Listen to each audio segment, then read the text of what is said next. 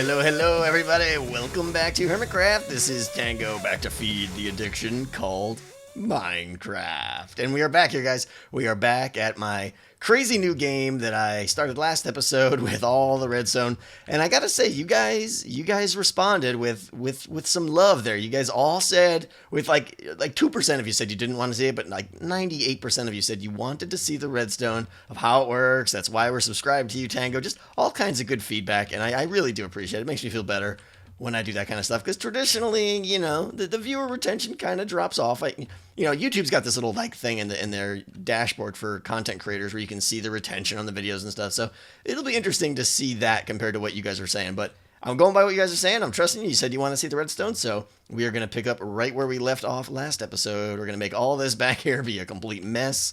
But I got a comment by Douglas Burley. I want to thank you very much. Someone else had it too, but he was the first one. He said, hey, instead of those ugly buttons down there below to call, remember the wooden buttons I had down here? Yeah, instead, just put a tripwire hook right up here. I had to put it one block higher so that when this piston extends, it doesn't break the string, but talk about an improvement. I'm so excited about this, because before, the buttons down here were just a complete mess, right? First of all, you had to look down, which was horrible because you couldn't see the block come in. You were going to almost definitely miss some of the blocks falling. You had to find the little tiny button and try and press it and everything. And where is it? And it just made this whole area up here look bad too. So that's all solved now. That's going to stay nice and clean down there. You can keep looking at the field, and when you want to call, boop, all you got to do is jump. I love it. I love it. It's such an improvement to the game. So we got that wired up here. I'm pretty sure I should still be able to hit that just with the tip of my head without jump boost, because I got jump boost right now, obviously, but that'll be gone. Because if you have jump boost and you fall in the pit here, it'd be pretty much just I think I'll just jump back up here. Not much of a penalty. All right, so the next thing we need to do, like I said, is continue in the back here, and this is going to get real ugly real fast. I got to bring the call lines from the tripwire hooks down and in, and start doing some ands and stuff like that with some and gates with these lines here, which are they bluffing, which we figured out last episode. For instance, it's like if this person is calling, which is going to come off of tripwires, which are going to be right there, and this person is bluffing, then extend those pistons. And, conversely, if this person calls and this person is not bluffing, then I've got to extend their pistons. I hope I said that right. I probably messed it up, but you guys get the general idea. Unfortunately, though, it's going to become like spaghetti soup or redstone soup back here with wires looping in around and everything. So I'm going to go ahead and do all that off camera, and you're probably not going to look at it. From there, we will move on. I got to hook up all the scoring systems here, and then we got to do a lot of stuff up top there for all of the item dropping stuff with little water canals and dropper clocks and everything. So lots to do. Here we go. And we're back, and lots of stuff has happened. The redstone mess has occurred. It has occurred. No, I'm not gonna. I don't think I'm gonna try to explain this, because it would just be painful for everyone. Yeah, redstone happened. But what I do want to do, basically, all I did here was try to do all the conditional logic for when someone calls, whose side should get pushed in. That's what all that recent stuff is. Okay. So what I want to do, though, is test it, okay? It's going to be a little bit trickier. I'm going to have to, let's see. I'm going to have to replace one of these with, so I'm going to simulate someone betting a 3, okay, by doing that. Obviously, I'm going to use an item to represent a person. So they're on the third one in. They're betting 3 right now. And we'll say, we'll give them a 3 bet. And I don't think that's holding. Hold on, let me see here. This. Okay, 3 items on the pressure plate. So they're making a legit bet right now. They're betting 3. They have one of their pressure plates has at least 3. So let's say this guy over here wants to call. I think when I jump here, it should push me in the pit. Yes. Okay, perfect. This is cool stuff. Now, let's try it again, and we'll say, and again, which pressure plate I choose here is pretty arbitrary. They all work. So we'll do 2 on that one, we'll do 1 on that one, and we'll do 1 on that one, okay? So now, he's bluffing. This person's bluffing. They're betting 3. They do not have a pressure plate with at least 3 on it. By the way, if you missed last episode and you have no idea what I'm doing, go watch last episode where I spend 8 minutes describing the rules to this game. It's pretty complicated, but it should be fun. All right, so this person is bluffing now, and this person is going to call them. Oh, it looked like it worked. Yep, boom. Pushes them right in. Okay, cool. You see it extending over there? Awesome. So I think I'm not going to test every combination. It should be fine. If there's a problem, it'll make itself known pretty quick. But that's the general idea here. So if they're bluffing, if the person's bluffing, you're going in, and if the person calling is incorrect, they're going in. So let's see what is next now. I want to go check out here. I think. Oh, okay. Now I need to put in the scoring system, which is going to involve basically as they're standing on a bet down there, one of the bets, there's going to be a clock that's continuously adding to their score. So I think I'm going to tackle that now.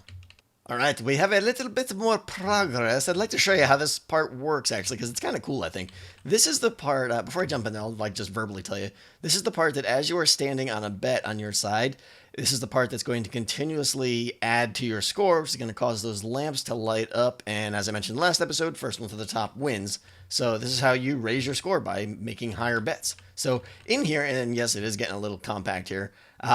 Basically back there, you can see all the lamps and everything. This is the part back there that determines that you're standing on a bet. Okay, so that's going to come into this comparator here. I can't really get back there without showing you, but just accept that it comes into this comparator here. Okay, from there, it goes into a little clock and loops around here. So you got a nice 8-tick clock here. It's going to be just like kind of rolling around as you stand on the clock. And I can change this. You know, if I change the delay on this, it's going to basically make it so that the game is faster and you score points faster, which I'll definitely be experimenting with this delay here. But you'll notice that this is on a subtract here. I've got a furnace here with just the right amount of items in it, with the comparator jamming into the side. So what it's doing is subtracting again from this comparator so that you get just the right signal length, okay, from making your bets. So, and you'll also notice here that the redstone here pops up and comes up just the right length. Okay, trying to get a good view here, but it comes up here and comes down this line here. So what you have is, because of the value we have in the furnace there and the value we're subtracting from the strength of the signal, if you have a bet of 4, it's going to reach just to the end here on each clock tick. And if you have a bet of 1, it's going to just reach right there. So 2 there and 3 there, obviously. Okay. So what you get now is every clock tick, you're going to get 1, 2, 3, or 4 of these, of those, let's see, of these droppers firing into these hoppers here. Okay. So you have laterally facing droppers here pushing into this line of hoppers here, and the hoppers are going down the line pushing into that hopper, into that comparator. So if you have a 4 bet, for instance, all 4 of these are going to fire, go blop, and put one item into the hoppers. They're all going to come down here, and that's how you get 4 points, okay? And this comparator here is going to go into the little kind of silo light 'em up action jobby thing there, which we're going to do next, I think. But I'm going to repeat this process on the other side. The other thing I wanted to do, I'll do some of this right here. Let's see. First, I wanted to cover these guys up so that nothing can get in the hoppers by accident. Then I want to add some hoppers here and do like a bulk, because I don't have any way of refueling these. I'm not going to, it's not in my design, and yes, it probably should be, but it's not. So I'm going to put some chests like this, okay? And we got, you guys know the iron situation here, so I'm just going to do this, all right, which is going to give us plenty of iron. I'm going to fill these all up with iron. Just bring over a whole buttload from the Iron Titan and fill those up. So we shouldn't really have to worry about refueling. If, you know, I mean, maybe if people play like 20 games or 30 games, I'll have to start worrying about it then. I don't know, but I'll keep my eye on it. But all right, I'm going to repeat this this clock over here and get the scoring system falling to my death. I'm going to get the scoring system working on the other side, and then we'll start working on the silo up there. Okay, all right. I think we are basically like 95, 98% done with the redstone in the back here. Who's glazing over? Who's glazing over? Raise your hand.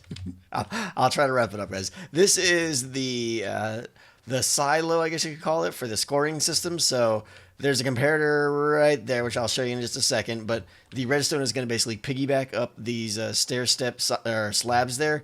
Each one is going to read a comparator and is going to push into either the, what is that, light blue clay, which is next to the lamp, or into one of these blocks there or there, which is behind the lamp. So you get a nice each increase in redstone lamp signal, or in redstone signal will light up another light. I'll have to put a wind detection system up there. I don't know how I'm going to do that yet, but that shouldn't be that hard. Maybe I'll play a little tune or something. I don't know. We'll see. And then down here, I got both scoring systems fully in, as you can see, and I added a little bit more stuff here. This right here is I'm going to have to power this when the game is on. So when the game is on like this, it's going to power that block and that block there, which I don't know I'm jumping around here. It doesn't make any sense. But basically this is the item return system from the scoring system. So as the items are being scored, that block is going to be locked. So the items are going to stay in that end hopper over there so that they can be read by the scoring system. When the game is off, it's going to unpower that, and the items are going to flow through this hopper chain into this little storage, this horrible little storage system I've got here. So if and when the items run out of here, I'll just basically pick the items up out of here and refill them back into the chest like that, and we should be good for another 30 or 40 games, or however many. Who knows how many it's going to be. Yeah, like I said, I think we're finally done with the redstone back here, minus a few late-minute changes that I'll have to do with like wiring that up and doing the wind detection. So I think... oh, I missed! Thank you, Featherfalling. I think at this point, to keep things moving along here, I think I'm going to start with the item drop on the top there. It's not going to be any simpler. I basically have to have, let's see, 8 different item-aligned drop shaft areas. Man, Souls in the Castle looks good. Look at that. I'm just sitting here staring right at it. 8 different aligned items to drop items onto these 8 pressure plates. So I'll probably go ahead and do a bunch of that now. This is going to be a big jump. So here we go. Big update, big update. All right, I got all the magic up on top of the roof here. This is all for randomly selecting one of the 8 drop areas and basically dropping the 8 items at random intervals, which will be very tweakable as I determine what is appropriate for the game. So basically what we got is 8 individual units here that all kind of look the same. Little ice path here where the water turns. Aligns the items on cakes here. Now, I've gone over this a couple times, but in case you're not familiar with what's going on here, what cakes do here, you need 2 of them, and what ender chest would also do, is items come over here, and because this is small and a full block, the item can actually partially slide off, and it's kind of like half on, half off. It's like right on the crease there. So when it falls down there, it'll fall half on that pressure plate and half off, which is that's the trick that allows the piston to push the item over. So this is all very important here, and then we'll, as we test it, we'll go down there and make sure the items are lining up correctly. But yeah, as you can see here, just a little L turn here. The items that we're going to be dropping are going to be here. This is going to be like probably 2 stacks of each of the items that I want to play with. I'm thinking red, yellow, green, and blue wool, but I kind of need Azuma to finish up his farm there so I can get that much wool. If not, I'll probably go with like iron and maybe glowstone or something. I don't know. Doesn't really matter. And then each one is also hooked up to a randomizer, which we use the same ones down below. I've got the shovel. Obviously, that's the key item, and then 5 others. So there's only a 1 in 6 chance every tick here that the pulse will reach, which will actually shoot at an item. So there's 8 of those now, and the right here is where I'm going to have the line come up when the power is on. So this is going to come over here underneath. And I haven't finished this yet just because it's going to get a little bit more crowded. But we got a clock here, so I'm going to tweak the rate of this, obviously. But then every tick of this clock, the redstone just fans out to each of those 8 kind of units, I guess, with randomizer and a dispenser, and the items will drop down. So what I need to do now is add the water. And this terrifies me because if I mess up, water is going to flow, and there's all kinds of badness if water just flows down. So double checking everything. I got glass, cakes, and the sign there. So this one should be good. Boom. Perfect. So I'm going to add all 8 of those, and then I need to get the items in question, obviously, added here. I'll figure out what those are, but we're getting close. We're getting very close to done here. I need to do a little bit of wiring with the on-off power lines that, where are they? Somewhere in that vicinity. Well, you can't see it, like that one, and then I need to merge those, run 1 up here, run 1 in the back, and then run 1 down to the piston randomizer down below to randomize the pistons that'll clear. This is a big project. Oh, that's right. I wanted to test the water streams here and show you how this is going to work out. So let's see here. I'm going to throw let's see. Oh, I need to put items on top here too, or glass on top, otherwise it's going to get all cranky. Yep. Alright, fine, give me some stone here just to place temp. And then I'll do 2. Yeah, so I want to do that so in the dispenser we don't get items stuck up on top here. But, with that said, let me add Let me add one more water. Let's see, we'll do this one over here. All right, we're still good here, right? Everything good? Yep, okay. And I got a sign there to stop it, so good. Okay, so what I want to do now is test this. I'm going to throw like a redstone, a chicken, and we'll say a block of stone. Now, when I drop down here, they should be, yep, perfect. Okay, so they're lined up right there on the edge. Do I have, what do I got? Can I power that? I don't have any easy way. But anyways, when that piston powers, it'll push those items, boop, right into the hopper. So that's the magic that clears it, but it's still also registering on the pressure plate there. I'm tired. Oh, I did the roof there too a little bit. This is going to push me off. Ugh, my face. And get me up there. Did I lose jump boost or something? Why is that not? Let me get over here. There we go. Okay. So that's what the ceiling is going to look like. I added a little bit of pattern there to it just to kind of add some depth and stuff. So they'll come out one of the 8 slots that you see there. I'm a little concerned that it's going to be hard to see like between this one and that one, you know, like, okay, that's mine, that's theirs, and am I going to be able to distinguish which path they're on? But these are all things that we're going to have to play and find out. We'll see. Whoa. Oh. Half the time this thing works, I'm like, why did I do that? And I'm like, yeah, because you just tried to call a bet, and this guy wasn't bluffing. All right, so what is left? Let me finish up. I think I'm going to finish up all the wiring now and get those items up top filled up, get all the water in, finish all the wiring, and I think we're going to be ready to play. I just need to find a hermit who wants to play now. Okay. It is much later than the last cut now. I think I put in a good extra 4 or 5 hours now, wrapping everything up here, and I wanted to show you basically what is the final version now before I actually play the game here, right? I have contacted Etho, and I think we're going to be playing together in just a few minutes here. But like I said, I just wanted to show you the final version here before I call him in here. So I kind of cleared out or finished up the hallways here and everything, and finished up all the interior. It goes all the way up to the ceiling now. Got a little bit of lighting in there because I wanted to make sure you had like a good bright background so that you could see the items as they fall down. There's like a really kind of trivial wind detection system up there. So the first one who lights up, it should play a little tune basically. So when you hear that tune, look up and you'll see who wins. Yeah, everything is done, all right, and ready to go here. I don't even remember, like, there's so much I did. I did all this flooring here. This is the pathway when you fall into the pit here. This is the pathway that you take to get back out. So this is like your time penalty. If someone calls you and you were bluffing, or if you call someone and they were not bluffing, you're going in the pit, and you got to come down there. So going in the pit has a little bit of a time penalty associated to it, but we'll go into that when Etho gets here. Everything is good. Everything is good. Like, tripwire's in a good spot. I think we're all set to play here. I got all the items in up top there. So the items I picked are, iron ingots, glowstone, redstone, and gunpowder. Basically items that I have a lot of. And I built an entire exterior to this thing too, which it's simple, but I love it. Check this out. The name of the game is Ruse, which I don't even know who it was. Someone suggested it in the comment. I know I should go look, but the name of it is just perfect because it's short. It fits up there really well. And you know what? I love the cyan clay and the blue clay, which actually looks purple.